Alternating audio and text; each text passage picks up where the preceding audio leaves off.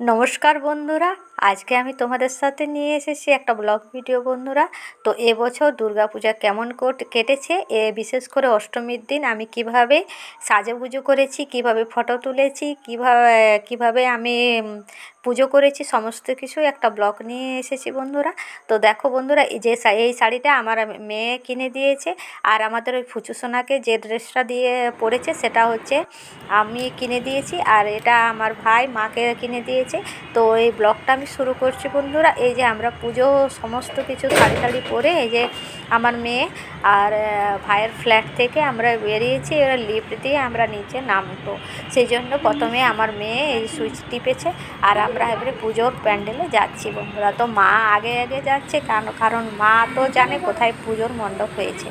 তো আমি এই যে দেখো তো ভাইয়ের ফ্ল্যাটের ব্যালকনিতে বাইরের দৃশ্যটা কিন্তু খুবই সুন্দর। এবার আমরা দেখো আমরা লিফটে বসে গেছি, আর লিফট থেকে এবারে নামিয়ে পড়ে এই যে মা আগে আগে দৌড়ার মতো করছে, আর এইখানে আমাদের প্যান্ডেলটা হয়েছে পুজোর।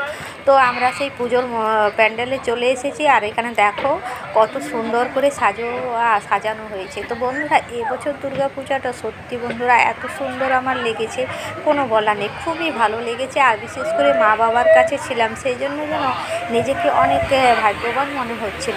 যাই হোক বন্ধুরা এখানে যে এত সুন্দর করে গুছানো বাগানো করে দুর্গাপূজা হয় সত্যি আমার জানা ছিল না। আমি তো ভেবেছিলাম কি জানি কেমনভাবে দুর্গাপূজাটা কাটবে, জানি না কীভাবে কতটা মজা করতে পারবো।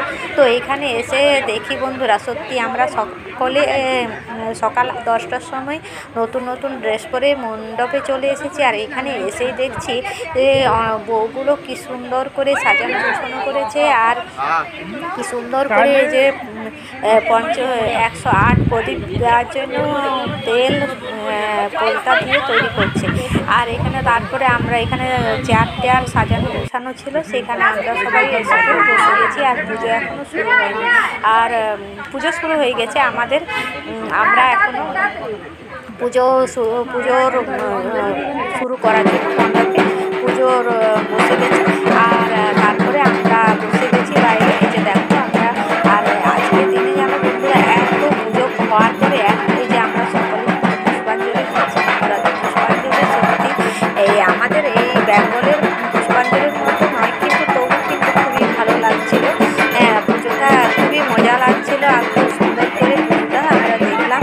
আর এখানে কি সুন্দর করে এই যে 108টা প্রদীপ জ্বালানো হয়েছিল সন্ধে পুজোর জন্য, সমস্ত কিছু জোগাড় করা হয়েছে।